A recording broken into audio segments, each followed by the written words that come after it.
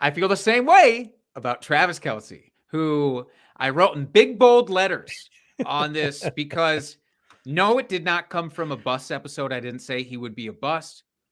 However, I was shitting on the idea of drafting Travis Kelce in the first 2 rounds. I Mm-hmm. said I wouldn't do it this year.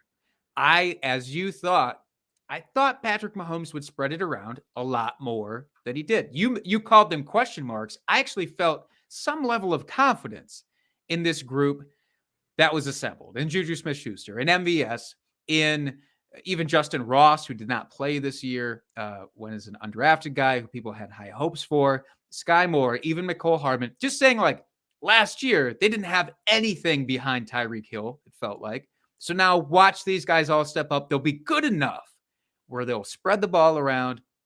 They'll hyper focus on Travis Kelce still because he's the known beast on the team.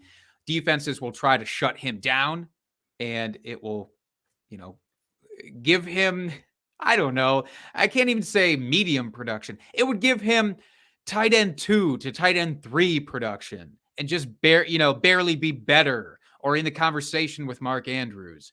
No, dummy, he went for 1,300 yards. He went for 12 touchdowns. If you drafted him, you know how amazing he was. If you Mm-hmm. didn't draft him, you know how amazing he was because you had to face off against him in some week where he probably destroyed you.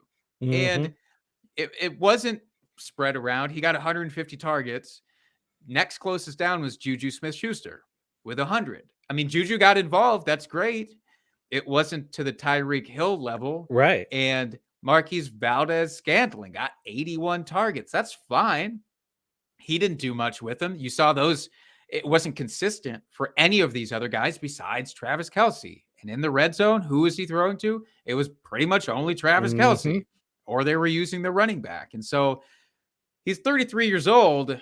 This is the Tom Brady conundrum at a different position. Do you dare disrespect him next year by saying something foolish again, like I won't draft him in the first 2 rounds? Or do you just admit that this is somebody you have to target super early until he retires?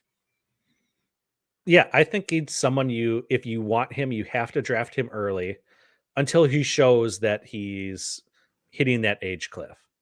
And it may never come. I mean, look at like Antonio Gates. He played until he was like 39 years old at a fairly high level. I mean, he was Sure. consistent and I know not a high bar for tight ends. I get it. But the fact remains is if and I'm assuming Kelsey will stay with the Chiefs until he retires, as long as he's with the Chiefs, and as I was saying about Patrick Mahomes, if the scheme doesn't change and he has Mahomes throwing to him, yeah. I mean, if you want to draft him early and you want him on your team, go for it. I mean, I don't see him falling off over the next couple years at a minimum. Yeah. And I think there was a couple of tight ends in the drafts that you would have gotten later that were fine. They were fine Mhm. assets, but they certainly didn't sniff Travis Kelce's production. And so if you risk that, or if you think you're good enough at streaming the position to make that work for tight end, that's fine. You can Mhm. try that. I'm probably going to err on the side of not.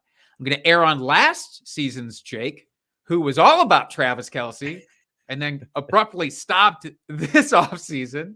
I will revert to that because it's not worth the headache. And he still gives such an exorbitant ceiling above what anybody else can do. Yeah, and then I will say I whiffed on Travis Kelce as well.